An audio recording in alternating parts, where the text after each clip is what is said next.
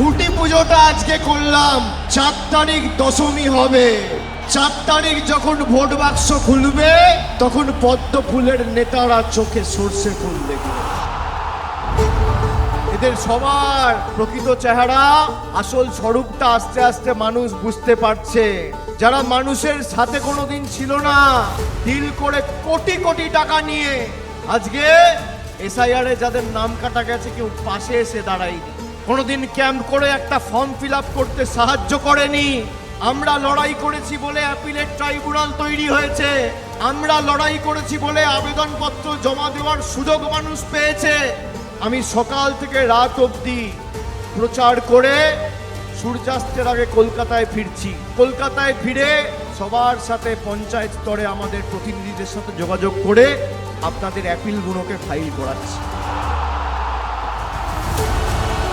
আপনাদের কারণ নাম বাদ যাবে না। মমতা বন্দ্যোপাধ্যায়ের হাত খালি শক্তিশালী করতে হবে। যারা আপনার উপর অত্যাচার করে আপনার টাকা বন্ধ করেছে, এই নির্বাচনে তৃণমূলকে এমনভাবে জেতাতে হবে যাতে বিজেপির দালালগুলোর জামানত বাজেয়াপ্ত হয়।